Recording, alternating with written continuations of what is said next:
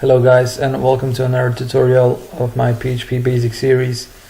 In this tutorial we'll be talking about some basic data types in PHP and where do you use them and why are they so important. Okay, so let's begin. First of all, we're going to begin with talking about strings. So what is a string? A string is basically a series or sequence of characters. And how do we specify a string?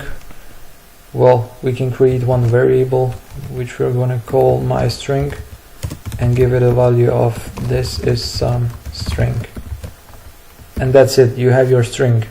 Strings are, you can specify strings in these double quotes, but that is not the only way, of course. The second way how you can specify strings is using the single quotes, and actually there's no difference when you use single quotes.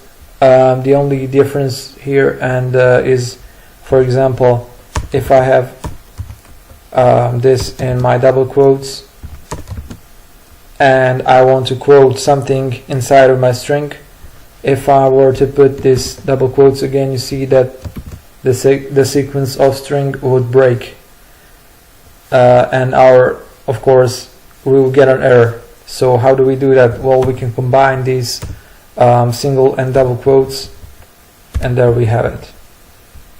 So just remember that it is a sequence of strings, and basically that's it. Next one will be integers.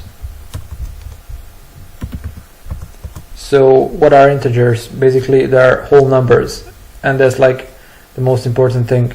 You can do all kinds of math operation with integers. So how do we declare an integer? I'm going to say my integer and put it value of 20, and there you have it. Integer is without any floating points. As I said, we're going to see later some of the mathematical operations. The most important thing for you is to know that integers store whole numbers. Next one will be floats. So basically float would be, if you were to put 0.5 here, that will make it a float. For some of you who are actually asking yourself if you did some other language, and you're probably asking what's with double or real numbers, well, in PHP there's actually no difference between floats, doubles, or real numbers. So I'm just gonna declare a float. My float equals 20.5. Okay, there you have it. And the last type I'm gonna be talking here briefly is going to be arrays. So basically, if you have some elements that all point, some variables that all point to some simple stuff or some values. For example, you have a lot of these integers. My integer 2 is 10 or something, and so on. It's easier to put those values in array. An array is a sequence of elements. How can you create array? Well, you can do it easily just by saying my array equals to array of, I'm gonna say 1, 2, 3, 4. Okay, so array contains a sequence of elements where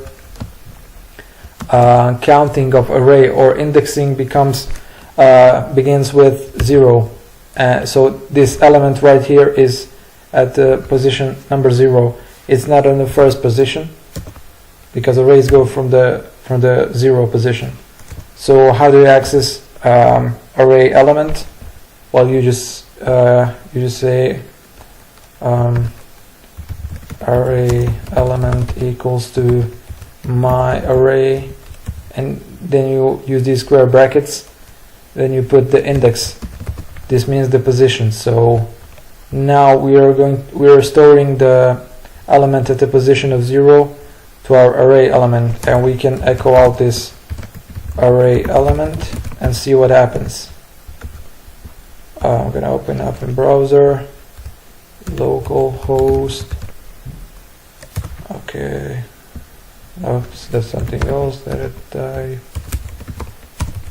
PHP, and there you have it. So remember that arrays are there for storing a sequence of elements. They can hold up to multiple values. You can the indexing begins with number 0, and you can access every element by using square brackets and specifying the position. We're going to be talking about index arrays a lot more later, and for now that's it, and I hope you enjoyed it, and see you guys in the next video.